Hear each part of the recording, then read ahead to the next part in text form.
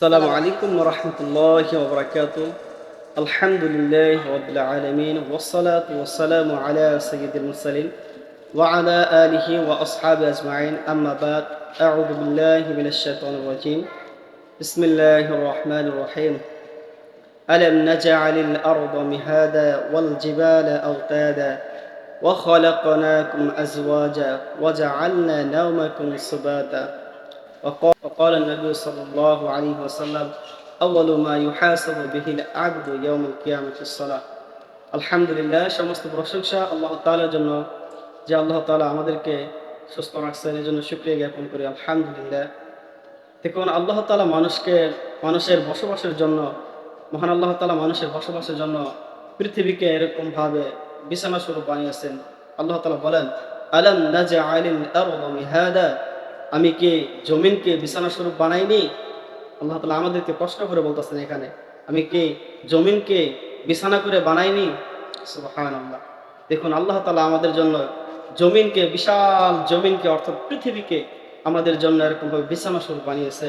সুবহানাল্লাহ। ওয়াল জিবালা আওতাদা, আর আমি পাহাড়কে এরকম ভাবে পেরেক মেরে দিয়েছি।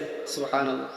দেখুন, আল্লাহ তাআলা জমিনকে বিছানা বানাইলেন এবং এই বিছানা যেন এরকম ভাবে স্বাভাবিকভাবে যেন বেশি নড়াচড়া করতে না পারে, জমিনকে, বিছানাকে এরকম ভাবে স্থির করার জন্য আল্লাহ তাআলা এরকম ভাবে পেরেক মেরে দিয়েছেন। আল্লাহ বলতেছেন, ওয়াল জিবালা আওতাদা, আমি কি পর্বতমালাকে পেরেক মেরে দেইনি? আল্লাহ তাআলা বলতেছেন। সুবহানাল্লাহ।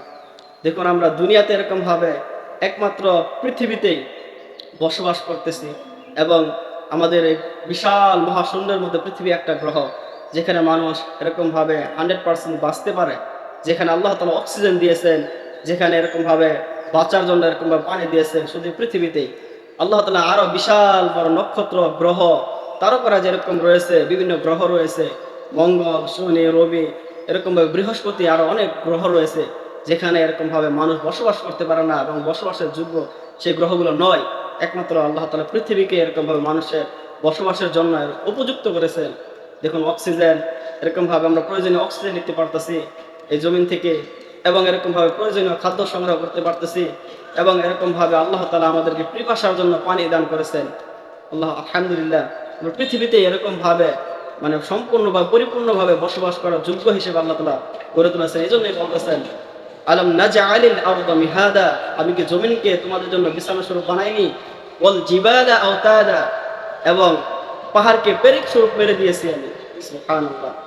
ওয়া খালাকনাকুম আজওয়াজা, এবং আল্লাহ তাআলা পরবর্তী আয়াতে বলতেছেন, আমি প্রত্যেক জোড়ায় জোড়ায় সৃষ্টি করেছি। ওয়া খালাকনাকুম আজওয়াজা।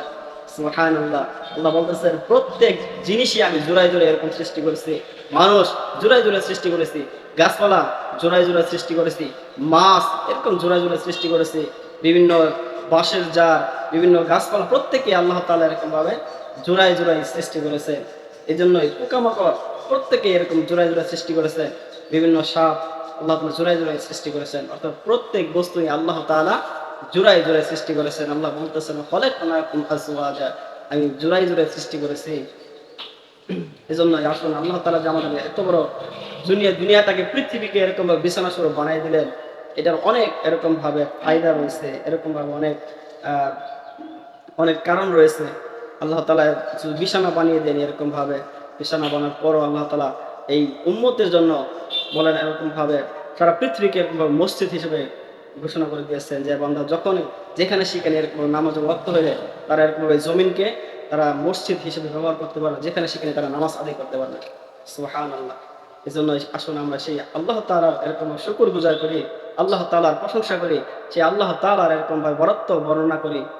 আমরা আল্লাহ তাআলার এরকম বরত্ব বর্ণনা করব এবং আল্লাহ তাআলার ইবাদত করব, এবং ইবাদতের মধ্যে সবচেয়ে গুরুত্বপূর্ণ ইবাদত হচ্ছে নামাজ।